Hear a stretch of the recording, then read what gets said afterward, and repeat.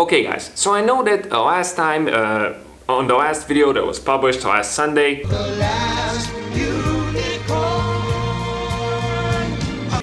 I said that we are going to be doing some in-depth tuning of the bike carb 4AG, I almost said porridge, of the porridge engine. Okay, scratch that. So I know that I said we were going to do some in-depth tuning and possibly some dyno time. Well, I realized that I forgot about two very important things that I have to, properly fix before we start doing that. And those two things we're going to be tackling today, and we're going to do an awesome job. Now, the first thing is my throttle cable and my throttle cable bracket, and basically my whole throttle cable setup. Let me show you that. Okay, so here you can see my throttle cable, and there's several things wrong with it. Thing number one is this sharp corner right here. This creates unnecessary stress and friction for the throttle cable, which prevents it to operate smoothly. This is the issue number one, and it's the smallest issue. Let's move on to issue number two. Issue number two is this. So issue number two is the angle at which the cable exits this little adapter that I made for it. So as you can see, the angle right here is all wrong. Let me zoom that in for you. So the angle is all wrong, and it's there, and it's rubbing against the adapter, and it's also rubbing against this nut right here. So that is very bad. Again, more stress and friction that prevents smooth operation of the cable.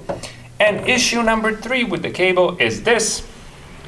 And as you can see, it's frayed and damaged. Now the fraying and damaging actually came when I bought the car.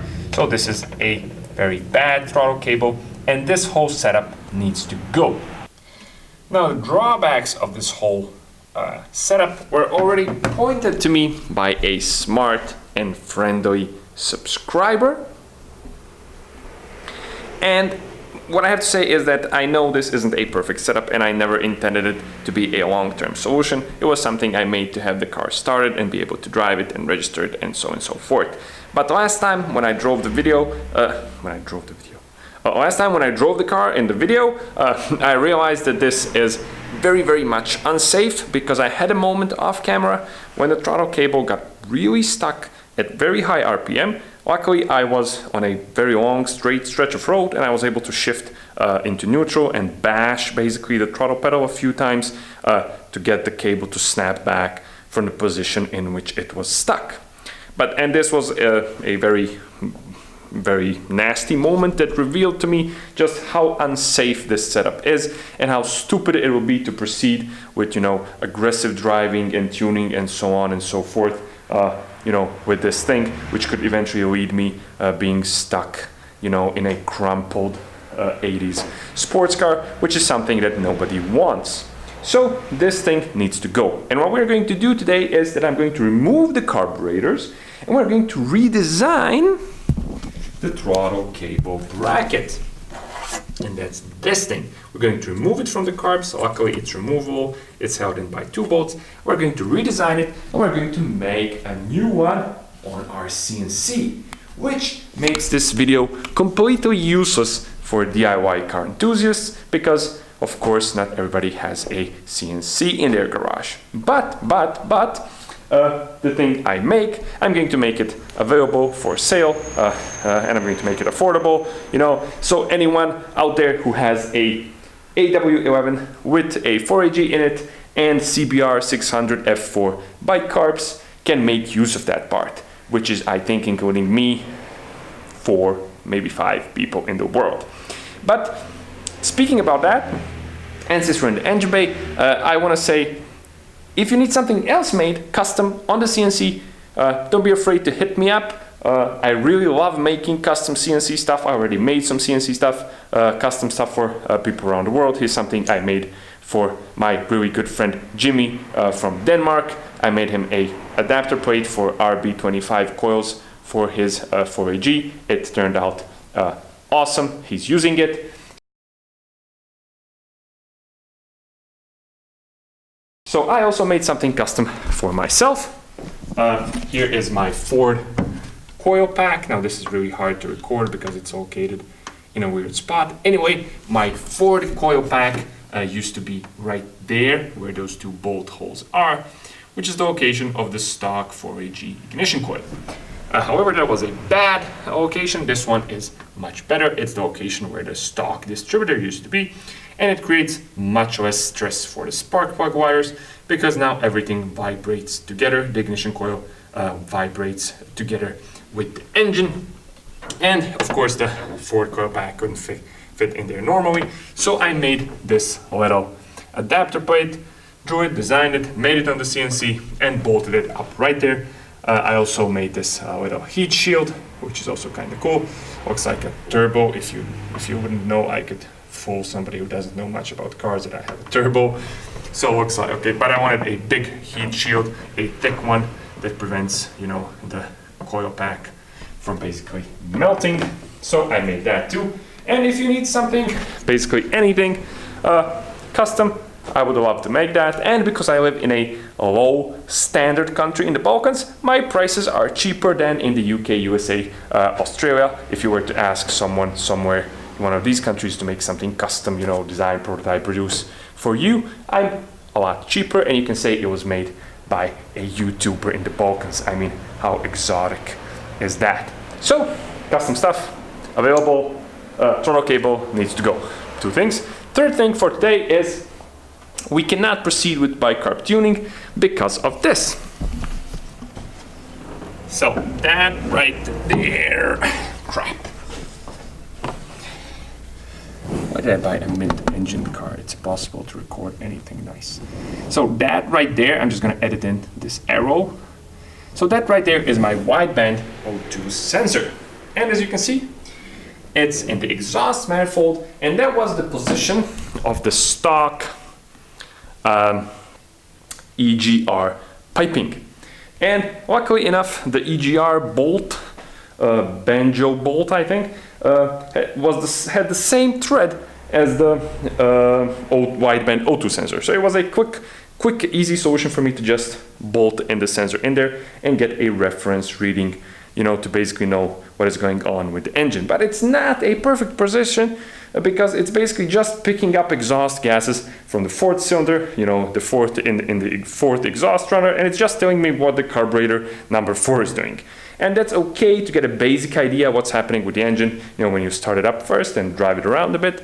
But it doesn't tell you what the rest of the carbs are doing, and I'm just assuming that all of them are running the same, but I can't really verify it. So today we're going to abandon this position in the exhaust manifold, and we're moving the wideband O2 sensor to the position of this where the stock O2 sensor is, which is right down there, lower in the middle of the exhaust manifold, and that's where the exhaust gases from all 4 runners meet, from all 4 cylinders, and that's going to give us a much better, much more accurate reading. We're going to know what's going on with the air-fuel ratio in the engine as a whole. But to do that, we're again going to need to remove the little stock O2 sensor plate, and let me just show you that. Okay guys, so right there, you can see the stock narrowband O2 sensor. And as you can see, it's attached to this little plate. So today we're going to remove this plate, we're going to redesign it and make a new one on the CNC, and then we're going to weld the little bunk that comes with the AEM X series sensor and gauge. We're going to weld it onto that CNC made plate, and we're going to install the wideband sensor right there into that position. Okay, so that's enough talking for today. Let's get busy.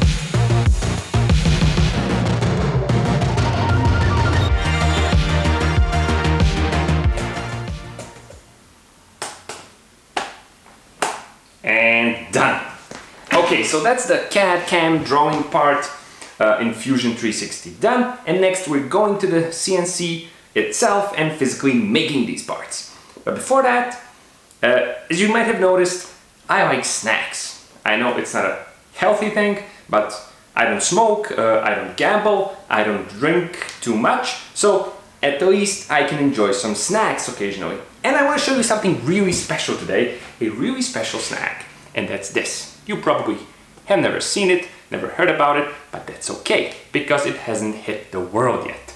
And I'm showing it to you because I think I can predict the future, and I think this thing is gonna be big. And I want to have this video as proof that I was right, and I want to say I told you so maybe a few years from today. So what is it? It's a hazelnut spread. You can spread it on bread, pancakes, genitalia, whatever you want.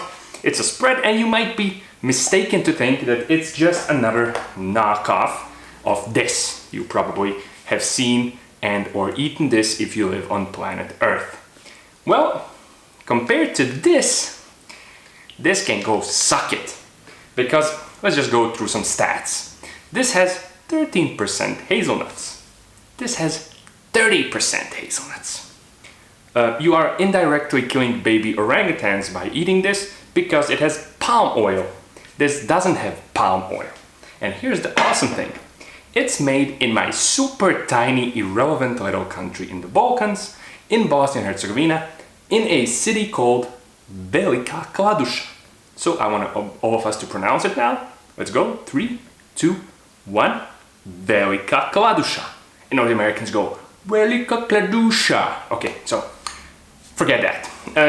Right now, the design isn't much. The brain dead squirrel isn't attractive, and you probably wouldn't pick this up off a shelf, but I want to tell you, this thing is amazing. I cannot transfer taste through the video camera, but the smell and the taste of this thing, it's amazing. It's like your first kiss, if your first kiss was with an incredibly hot supermodel slash actress slash goddess of love, I don't know. It's really, really good. And I'm predicting that eventually they start exporting it a bit already, and I'm predicting that once they redesign it and improve it and something, this thing is gonna kick this thing's ass one day. So I'm putting my money on it. Maybe I'm right, maybe I'm wrong. We'll see in a few years. Fatality!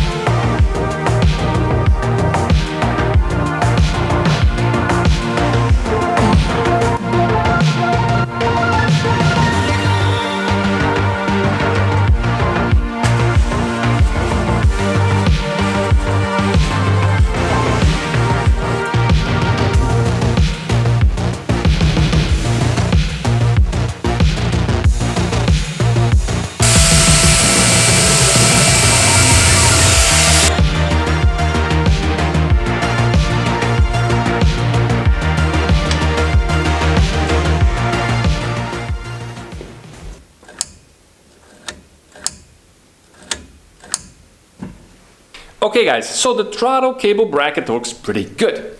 But now we have to fire the car up and test it out and see, firsthand whether the on-off throttle transition is now butter smooth. So far things look really nice, but the real test is when the car is running, the feeling of the throttle. Now, don't worry, I haven't forgotten about the wideband O2 sensor adapter plate. That was a failure, so today we might win one, but we definitely lost one. I decided that the stock narrowband little adapter plate was good enough. I didn't need to CNC anything, so I decided to cut off the old narrowband sensor, drill a big hole in the center, put in the little O2 bunk, and just have it welded on. And I did all that, and that worked fine, but the problem is it doesn't fit the bung or the sensor. Nothing fits in the exhaust manifold hole itself. I tried to fit it, and it was a failure. So today, not today, in the future, very near future, I will need to expand that hole in the exhaust manifold. But today we're going to have a super silly test, because when we fire this car up, we're going to hear what a 4AG engine sounds with a massive hole in the exhaust manifold. So the neighbors are probably going to call the cops. It's going to be super fun. So let's fire the car up and see what it sounds like.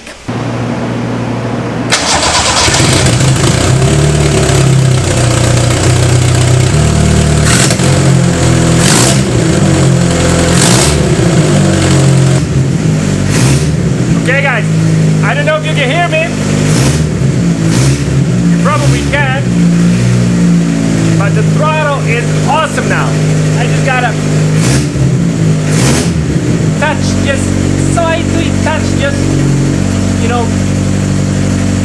like this with the throttle pedal, and the throttle comes on. Before, I had to mash it to overcome that friction in the throttle cable. So super happy with this.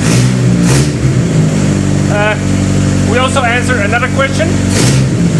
A 4AG with a hole in the exhaust manifold sounds like, I don't know, like a tractor with a monster truck engine or something.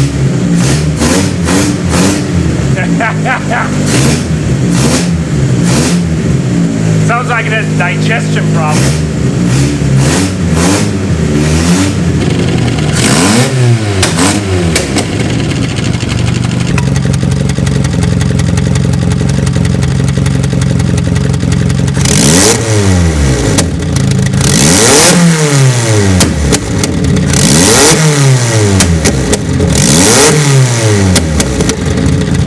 Okay, that was really worth it.